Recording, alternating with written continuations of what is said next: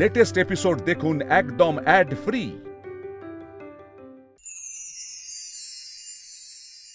থাক থাক, পায়ে হাত দিও না। প্রণাম করবে শুধু তাকে যিনি ওপর থেকে সব দেখছেন। আমার ডাকে আপনি যে আমাদের বাড়িতে পায়ের ধুলো দেবেন এ আমি ভাবতেও পারিনি গুরুদেব। আমি যে কি খুশি হয়েছি আমি আমি বলে বোঝাতে পারবো না। তোমার ডাকে আসবো না? আমাদের সম্পর্ক কি আজকের? আপনার অশেষ কৃপা। আসুন আসুন আসুন, বসুন।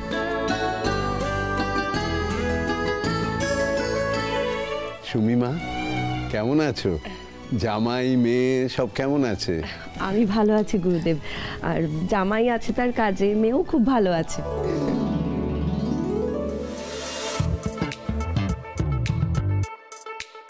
বৌদি ভাই, তোমার রান্না কি কেমন হয়েছে বলো? এসব কি করেছে? লুচি না আফ্রিকার ম্যাপ? আর এটা সুজি না কলিয়ারির কয়লা? গুরুদেব খাবেন কি করে? এটা দেখে তো আমারই বমি পাচ্ছে। খুব তো বলছিলে আমি নাকি একা পারবো না, মিতুলি একা রেঁধে ফাটিয়ে দেবে। এবার বলো কেমন হয়েছে? হ্যাঁ, খুব ভালো হয়েছে। শোনো না, তুমি খাবারগুলো এটা দিয়ে ঢাকা দিয়ে নিয়ে যেও। হ্যাঁ ঠিক আছে, তুমি সাজাও, আমি আসছি।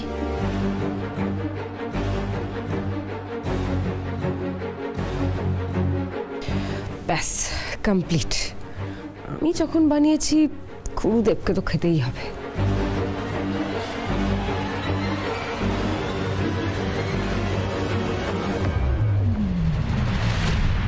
শোন, এটা গিয়ে তুই মিতুলকে দিয়ে যা। ঠিক আছে।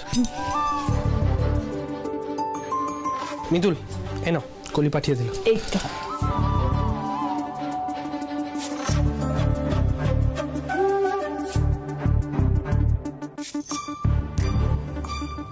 চলো।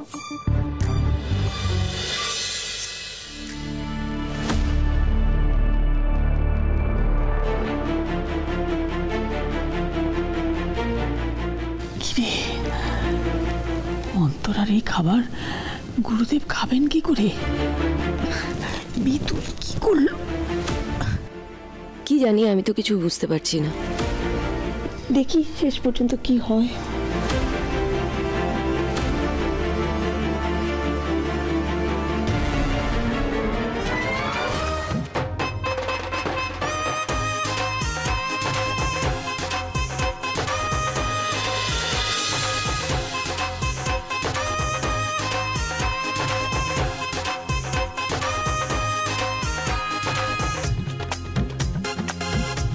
সুখী হও মা, সুখী হও।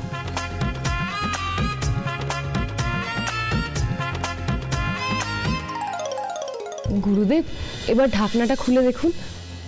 হ্যাঁ হ্যাঁ, নিশ্চয়ই।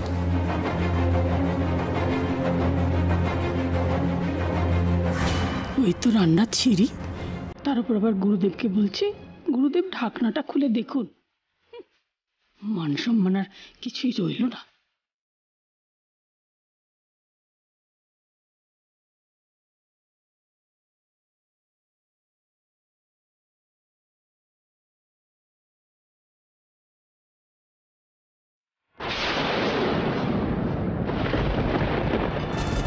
আমার হাতের লুচি তো এত ফোলেনি, আর আমি তো এত খাবারও দিইনি।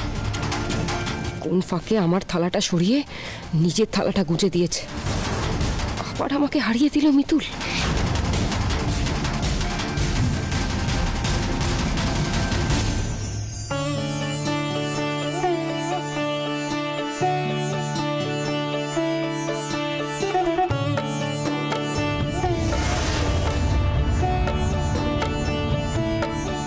দেখেছো মা, মিতুল কিন্তু ওর কথা রাখতে জানে।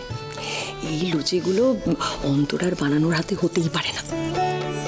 কিন্তু এসব করলো কখন? আরে ও কখন কি করে সেসব আজ অব্দি আমরা টের পেয়েছি? ও ঠিক সময় মতো খাবারের থালাটা হাত সাফাই করে দিয়েছে।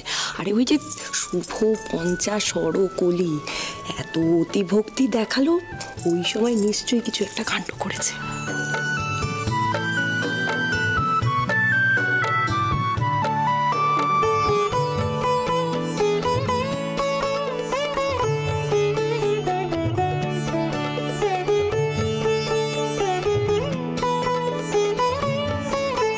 বাহ, অতি উত্তম।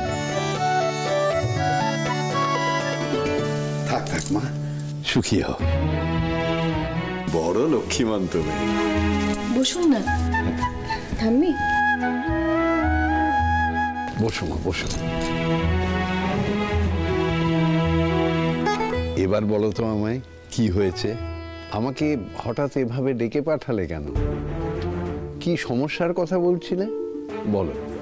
হ্যাঁ গুরুদেব, আসলে আমার বড় নাতি ইন্দ্র বড় বড় বিপদের সম্মুখীন হচ্ছে। কি সমস্যা? সমস্যা তো অনেকই।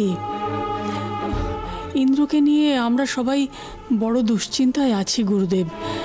ওর সময়টা একেবারেই ভালো যাচ্ছে না। ওর বড় বড় ফাঁড়া আসছে। ফাঁড়া মানে? আর বলবেন না, আসলে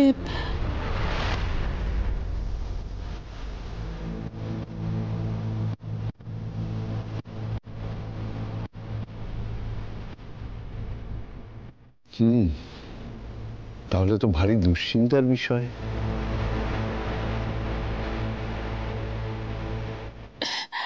একটা কোনো উপায় বলুন গুরুদেব। ইন্দ্রকে নিয়ে বড় চিন্তায় আছি আমরা। উপায় একটা আছে, সস্তায়ন করতে হবে। ইন্দ্রের বউকে একটা ব্রত পালন করতে হবে। কি কি করতে হবে বলুন গুরুদেব? আমি ইন্দ্রর বউ, অন্তরা। কি ব্যাপার?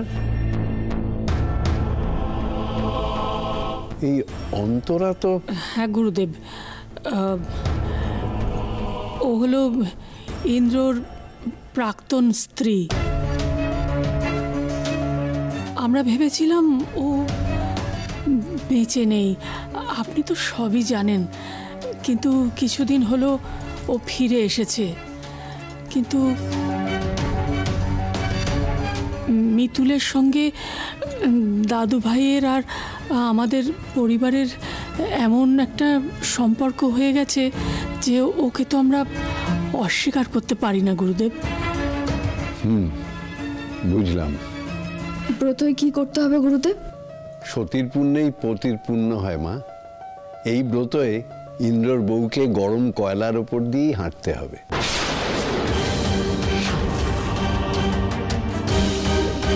কি গরম কয়লা? না না, এসবের মানে কি?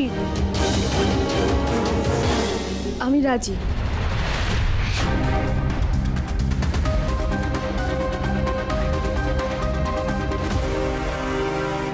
না না, সে কি করে হয়? এমনিতেই মিতুলের পুণ্যের ফল আমার নাতি অনেকবার পেয়েছে। এই তো কদিন আগেই ঝাঁপিয়ে পড়ে ইন্দ্রকে বাঁচাতে গিয়ে নিজে গুলি খেয়েছিল। তারপর আবার ছাদ থেকে পড়ে যাবার সময় মিতুল যদি তখনই বালি ভর্তি ঠেলাটা সামনে না নিয়ে আসতো, তাহলে আমার দাদু ভাইকে আমরা ফিরে পেতাম না গুরুদেব। মিতুল সব সময় আমার দাদু ভাইয়ের পাশে থেকেছে। না না, এ কি করে হয়? দাদু ভাইয়ের ভাগ্যে পুণ্য আনতে গিয়ে আমরা মিতুলকে বিপদের মধ্যে ঠেলে দিতে পারবো না। তাছাড়া গুরুদেব, আজকালকার দিনে এইসব ব্যাপার... ঠাম্মি, পিসিমণি, তোমরা আপত্তি কেন করছো? আপত্তি তো আছেই মিতুল। ইন্দ্র ভালো থাকবে, তুই কষ্ট পাবি, এটা তো আমরা হতে দিতে পারি না। ইন্দ্র এ বাড়ির ছেলে, তুইও তো এই বাড়িরই মেয়ে। তুই গরম কয়লার ওপর দিয়ে হাঁটবি, তোর পায়ের অবস্থা কি হবে একবারও ভেবে দেখেছিস? ইন্দ্রর কি সেটা ভালো লাগবে নাকি? তোমরা আমাকে বাধা দিও না। ইন্দ্রবাবুর যদি এতে ভালো হয় তাহলে আমি 100 বার এই ব্রত করবো, আমার কোনো আপত্তি নেই। গুরুদেব, আমি রাজি।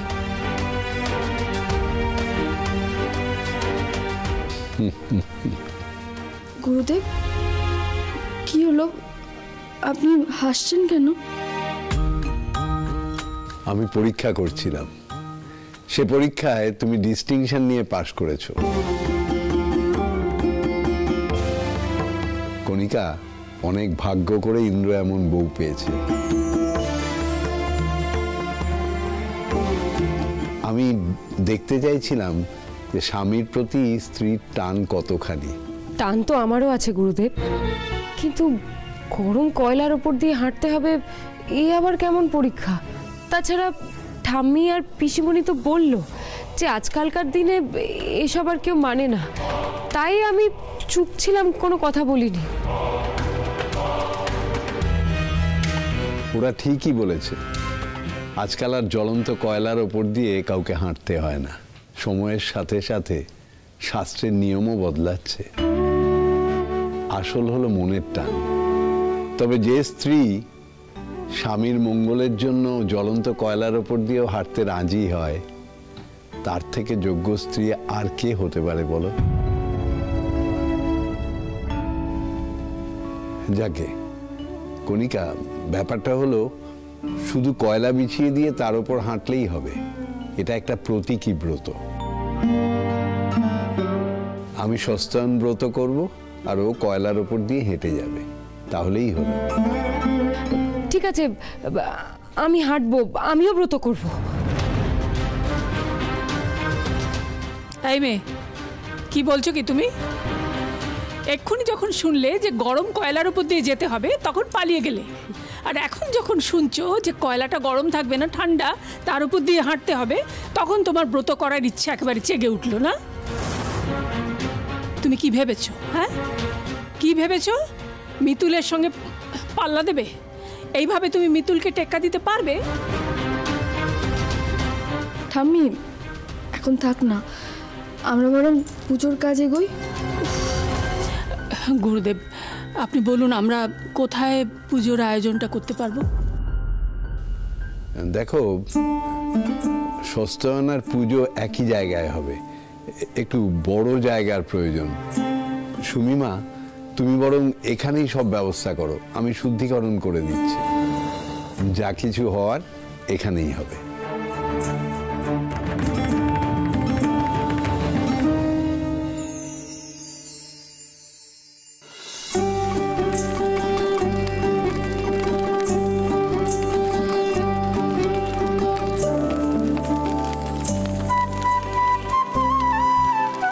ইন্দ্রবাবুকে রক্ষা করো ঠাকুর, আর যেন কোনো বিপদ ইন্দ্রবাবুর না হয়।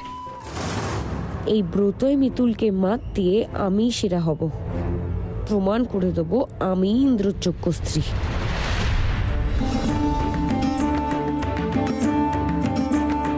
এবার কয়লার বিছানা সাজাতে হবে, ব্রত শুরু করতে হবে তো। আচ্ছা গুরুদেব, পঞ্চা, যা সড়কে নিয়ে যা, কয়লার বিছানা সাজাতে হবে তো, যা। তুমি মহাদেবকে খাবার নিবেদন করে মহান হতে চেয়েছিলে তো মিতুল, কিন্তু শেষ পর্যন্ত এই ব্রত আমিই শেষ করব, আমিই জিতবো, তুমি দেখো।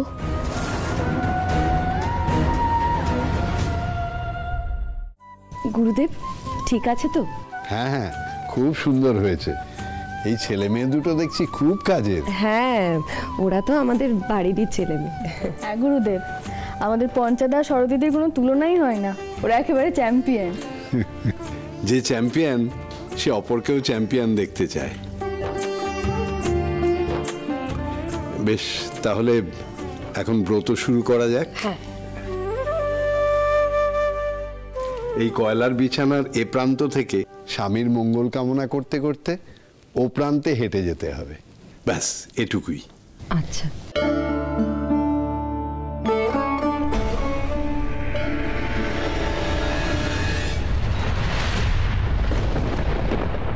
আগে আমি হাঁটবো।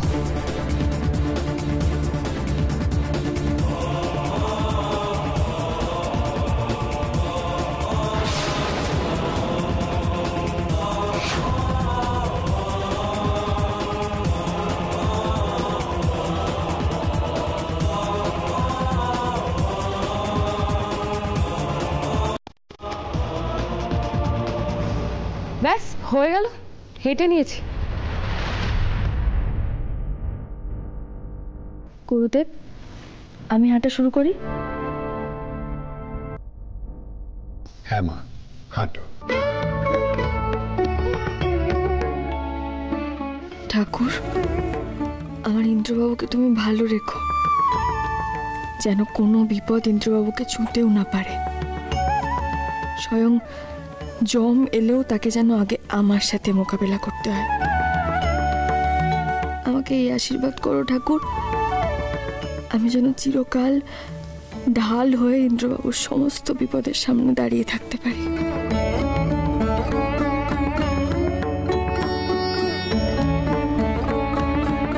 দাঁড়াও।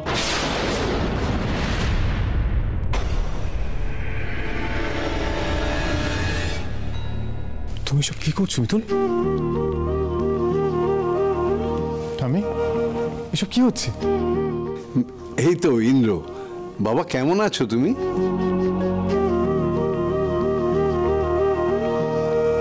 থাক থাক বাবা, সুখী হও। গুরুদেব, আমি ভালো আছি। শুনলাম তুমি নাকি খুব বিপদের মধ্যে দিয়ে যাচ্ছ, তাই তো আমরা তোমার মঙ্গল কামনায় একটা ব্রত উদযাপন করছি। গুরুদেব, আমি সবটাই বুঝতে পারছি, কিন্তু তার জন্য কি এসব করা খুব দরকার? তুই আবার এসবের মধ্যে ঢুকছিস কেন? তুই আর কি বুঝিস বলতো? ঠাম্মি দেখো, আমি এসবের মধ্যে ঢুকতে চাই না। তোমাদের পুজো আচ্ছা সব কিছুই তোমরা বিশ্বাস করো, আমি সেটা মন থেকে না মানলেও মেনে নিই। কিন্তু দেখো, মিতুলকে কলের উপর থেকে হাঁটতে হবে না, কারণ মিতুল আজ অব্দি আমার জন্য যা যা করেছে, ঈশ্বর যদি বোঝার থাকে এমনি বুঝবেন।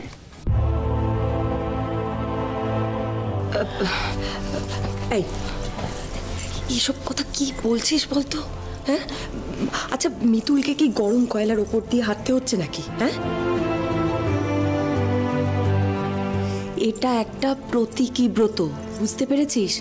প্রথমে আমরাও ভেবেছিলাম তোর মতো, কিন্তু সেটা তো নয়। আর আমার মতে ইন্দ্র, তুই এসবের মধ্যে ঢুকতে যাস না। পিসিমণি শুনুন, প্রতীকী ব্রত ভীষণ রিগ্রেসিভ, এটা সম্ভব নয়। কেন মিতুল হাঁটবে? নিয়ম তো আছেই, তবে সময়ের সাথে সাথে নিয়মটা সহজ করা হয়েছে। এই ব্রত পালনে মিতুলের কোনো ক্ষতি হবে না, ওকে পালন করতে দাও। তুমি তো শুয়েছিলে, কেন আসতে গেলে বলো তো? এসব বাড়াবাড়ি করো না।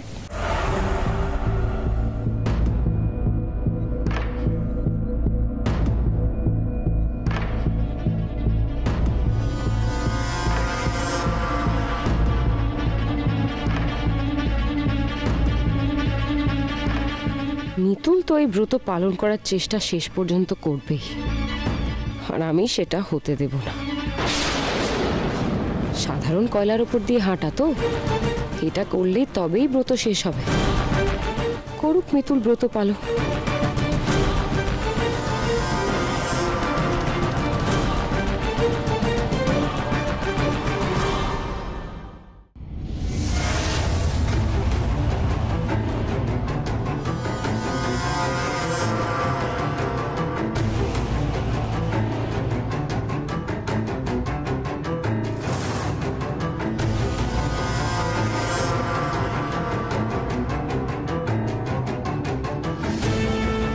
ব্যাস, আমার কাজ শেষ।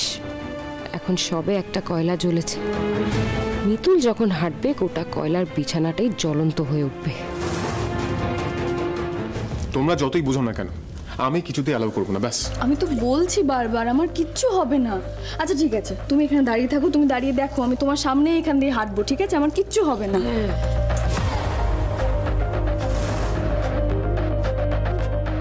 পিসিমণি, ঠাম্মি, গুরুদেব, আমি তাহলে হাঁটা শুরু করি, উনি আর কিছু বলবেন না। যাও মা। হ্যাঁ হ্যাঁ,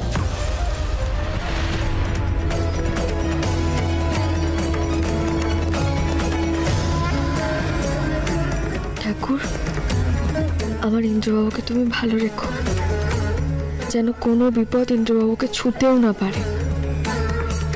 স্বয়ং জম এলেও তাকে যেন আগে আমার সঙ্গে মোকাবিলা করতে হয়। আমাকে এই আশীর্বাদই করো যেন আমি চিরকাল ঢাল হয়ে ইন্দ্রবাবুর সমস্ত বিপদের সামনে দাঁড়াতে পারি। এই মেয়ের কথা ইন্দ্র খুব শোনে।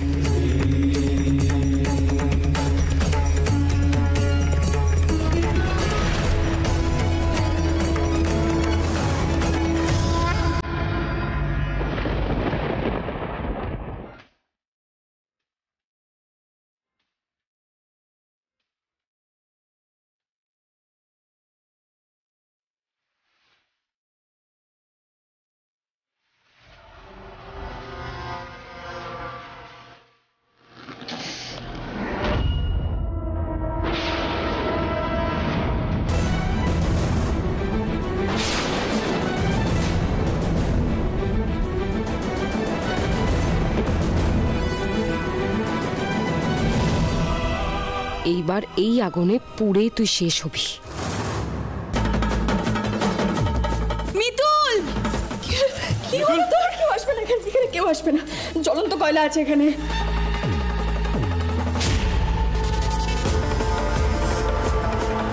জ্বলন্ত কয়লা? থামে, জ্বলন্ত কয়লা কি করে গেল ওখানে?